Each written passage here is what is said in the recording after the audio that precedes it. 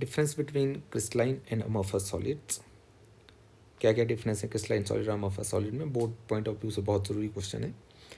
Number 1, crystalline solid की regular shape होती है, they are of regular shape, और अमorphous सॉलिड की इरेगुलर शेप होती है। क्या रेगुलर शेप होती है, क्या इरेगुलर शेप, वो हम देखने जा रहे हैं। लेट्स से हमारे पास कोई दो एटम है जो हमारे पास कोई क्रिस्टलाइन सॉलिड बना रहे हैं।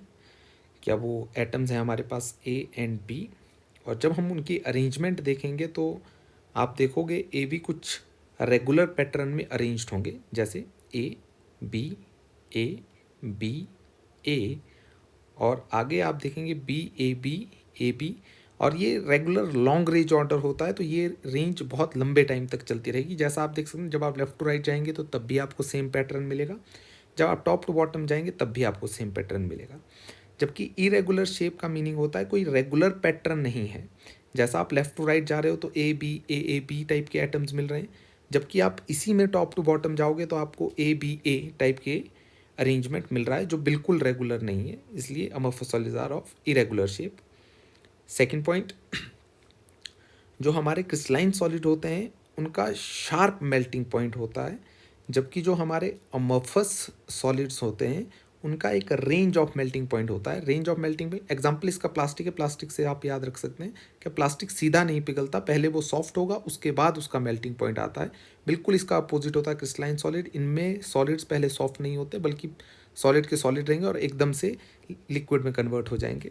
थर्ड पॉइंट, क्रिस्टलाइन सॉलिड्स का डेफिनेट हीट ऑफ फ्यूजन है। Definite heat of fusion, heat of fusion होता है जब आप किसी सॉलिड को लिक्विड में कन्वर्ट करेंगे कितनी हीट लगेगी, तो क्रिस्टलाइन सॉलिड का एक डेफिनेट वैल्यू होगी, जबकि अमorphous सॉलिड को जब आप सॉलिड से लिक्विड में कन्वर्ट करोगे तो कोई डेफिनेट हीट ऑफ फ्यूजन की वैल्यू नहीं है। Fourth point, crystalline solids are of anisotropic in nature while amorphous solids are of isotropic in nature. Crystalline solid का एनआइसोट्रोपिक नेचर होता है जबकि अमorphous सॉलिड का आइसोट्रोपिक नेचर होता है। एनआइसोट्रोपिक का मीनिंग होता है different physical properties in different direction. Aniso जबकि आइसोट्रोपिक का मीनिंग होता है, आइसो का मीनिंग ही सेम होता है, एनाइसोट्रोपिक का मीनिंग होता है different physical properties in different directions. जबकि आइसोट्रोपिक में आइसो का मीनिंग ही सेम है, मतलब है इसका same physical property in different direction. आप किसी भी डायरेक्शन में जाओ आपको फिजिकल प्रॉपर्टीज सेम मिलेंगी।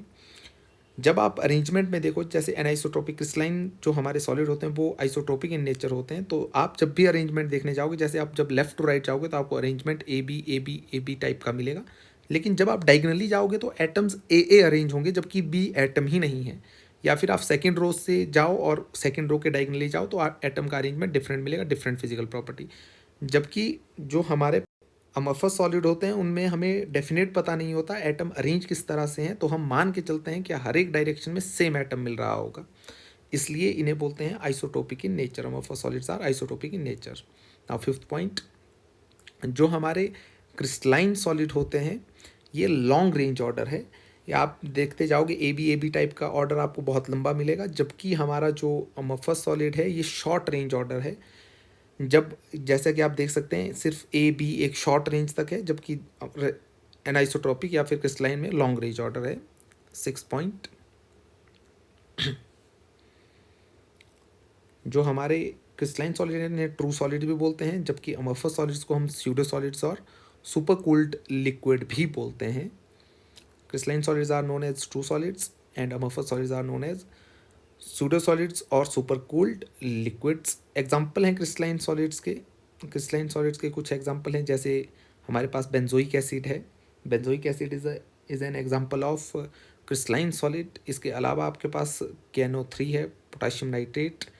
इसके अलावा हमारे पास क्वार्ट्ज है, जबकि हमारे पास अमorphous सॉलिड के एग्जाम्पल हैं rubber, plastic and glass. Quartz glass अगर आपको आएगा तो quartz glass is an example of amorphous solid.